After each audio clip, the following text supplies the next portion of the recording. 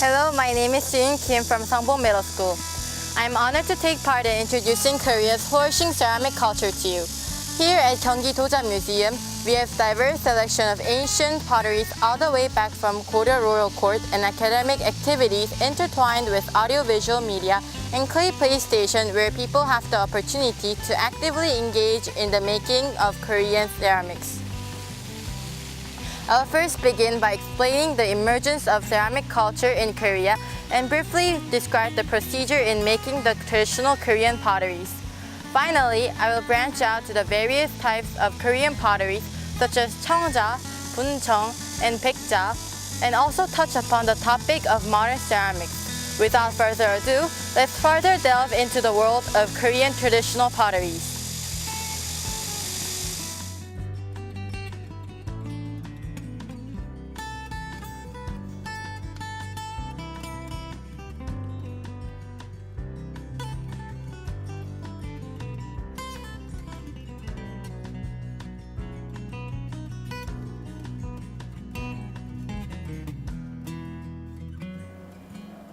Pottery was first introduced in Korea during the Neolithic period, and its methods of production kept on evolving due to religious influences.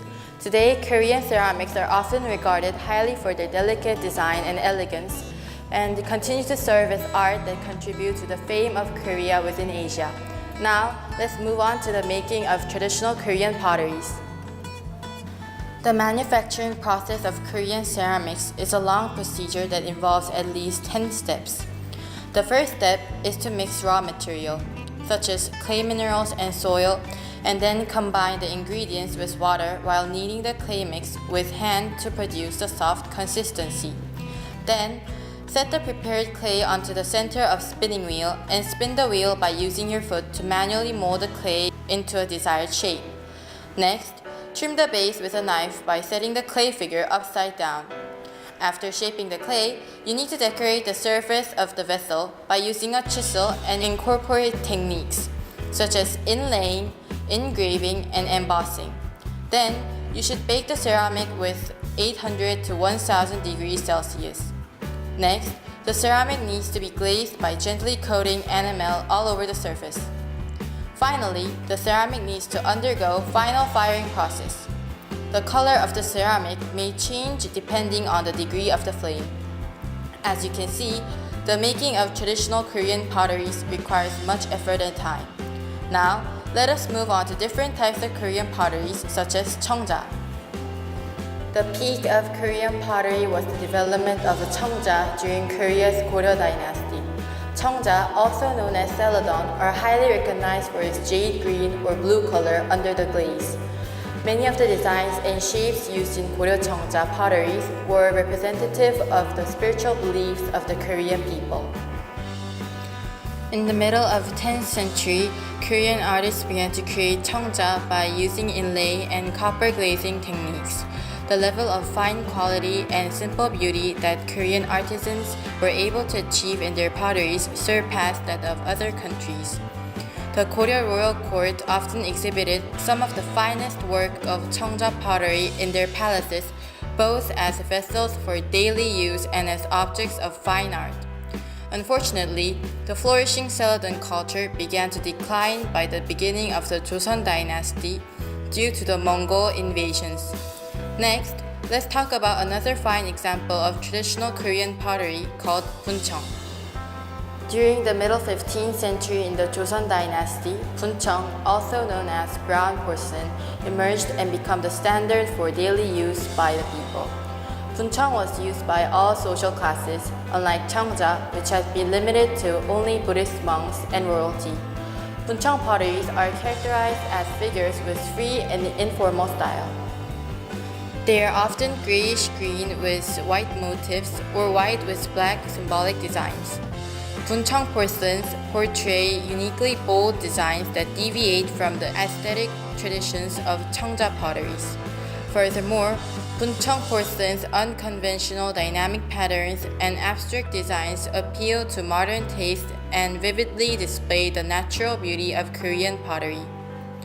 Unfortunately, 분청-style ceramics were produced until the middle of the 16th century. Now, We are on to our final Korean pottery called 백자.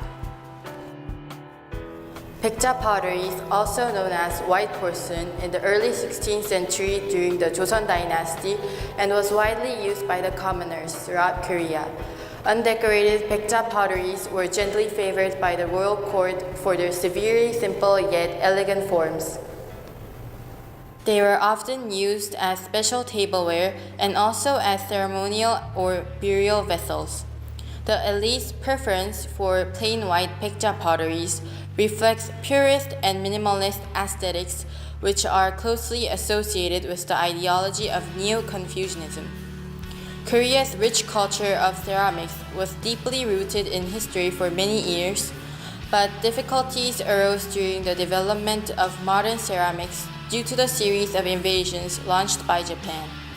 Since 경술국치 in 1910, also known as Japan's annexation of Korea, the Japanese launched a series of invasions into Korea and forcibly relocated many of Korean artisans to Japan, thus cutting the 500-year-long tradition of Joseon porcelain and its spirit. As a result, Korea's ceramic industry underwent difficulties to advance into modern ceramics and to uphold Korea's rapidly progressive ceramic culture due to Japan's control. So, how's your journey in exploring the blooming culture of Korean ceramics? What is your favorite art piece? Was it 고려청자? Whatever your choice may be, I hope that this tour enabled you to learn more about the beautiful world of Korean ceramics. There are various hands-on activities here at 경기도자 Museum, so don't miss this opportunity. Again, I am Suyun Kim from Sangbong Middle School, and thank you for watching.